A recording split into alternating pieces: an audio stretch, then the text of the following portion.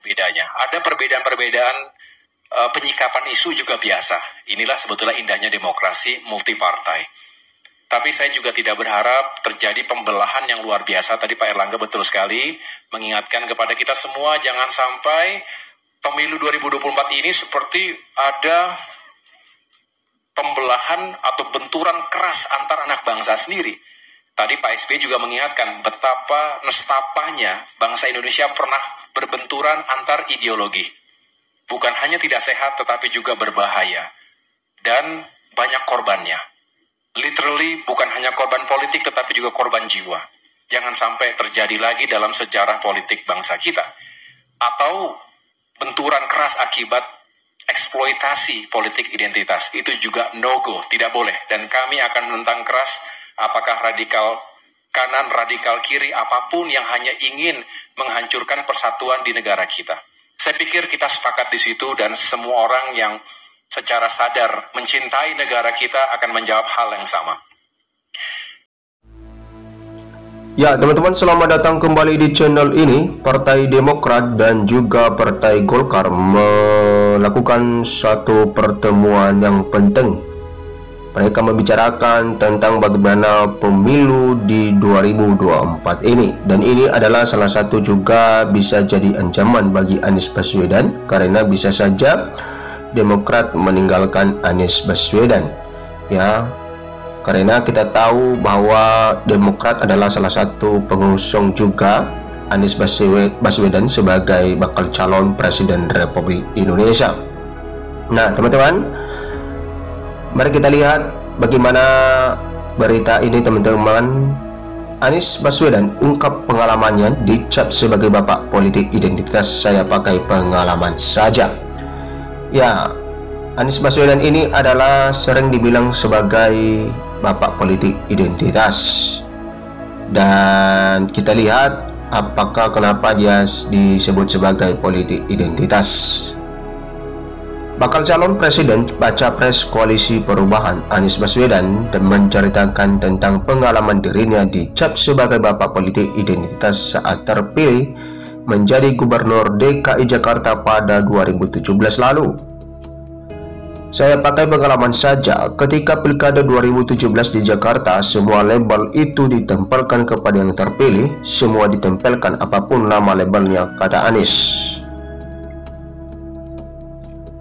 Hal itu disampaikan Anies ketika diundang hadir dalam acara Rapat Kerja Nasional Rakernas Partai Umat ke-1 di Asrama Haji, Jakarta Timur pada Selasa 14 Februari 2023. Awalnya Ketua Umum PDPP Partai Umat Ridho Ramadi selaku pemandu diskusi menanyakan soal partai-partai Islam kekinian disudutkan dengan politik identitas. Lalu Anies menjawab dengan pengalamannya saat baru terpilih menjadi Gubernur DKI. Namun menurut Anies, semua pelabelan yang diterimanya itu tidak dijawabnya secara lisan karena seluruh pelabelan itu untuk menciptakan persepsi. Ia mengatakan soal persepsi bisa diciptakan dengan dua hal pendekatan. Pertama, menurutnya dengan strategi komunikasi, di mana begitu banyak orang mengatakan ini adalah secangkir air putih. Tapi kalau kita bikin strategi komunikasi, ada 100 orang bilang ini adalah air keras. Terbentuklah persepsi ini adalah air keras. Kenapa terbentuk persepsi itu? Karena ada 100 orang yang beramai-ramai bilang ini air keras, tuturnya. Kemudian yang kedua, Anies mengatakan memakai cara kedua ini dalam menciptakan persepsi, yaitu persepsi dibentuk lewat kenyataan, bukan pernyataan. Jadi bagaimana persepsi itu terbentuk dengan kenyataan? Kami bertugas di Jakarta tunjukkan sesudah berjalan 5 tahun. Apakah ada bukti bahwa yang ditudingkan menemukan pembuktian? Bila yang ditudingkan tidak menemukan pembuktiannya dan ternyata memang tidak ditemukan, maka semua pernyataan-pernyataan itu batal demi akal sehat kita semua, tuturnya. Untuk itu, kata Anies, dalam melawan pelabelan tersebut tidak diperlukan pernyataan. Justru menurutnya yang harus dilakukan dengan melakukan kenyataan atau aksi. Karena kenyataan ini akan memiliki efek persepsi yang lebih kuat dari pernyataan. Dan ketika kita berjuang membawa narasi keadilan, maka identitas apapun itu menginginkan adanya rasa keadilan, katanya. Dengan begitu kita tidak masuk ke dalam jebakan pernyataan, tapi kita dorong justru dengan perubahan. Perubahan untuk apa? Kebaikan. Kebaikan untuk apa? Rasa keadilan kita semua, ujarnya. Nah, teman-teman, mari kita lihat komentar para netizen tentang bagaimana yang disampaikan oleh AHY tentang tadi politik identitas. Ya, kita mulai dari Luzi Abikar.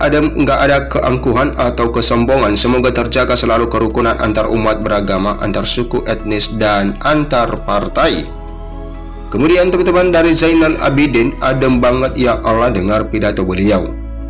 Dari Artika Ramadhani, kami masyarakat dan warga negara Indonesia tidak pernah merasakan kekecewaan kepada negarawan bangsa Indonesia, agar mereka tetap bisa membawa dan mengayomi kita seluruh masyarakat dan kebangsaan kita Indonesia yang lebih baik, aman amanah di bawah payung hukum tanah air bangsa Indonesia.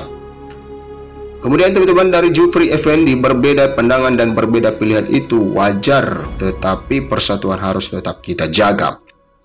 Dari Erlina Ramli, semoga Allah mempersatukan orang-orang yang berpikir baik untuk membangun negara ini, amin. Dari Sri Rahayu, kalau kita bersatu untuk membangun negara Indonesia dengan tulus, pasti Indonesia menjadi negara maju.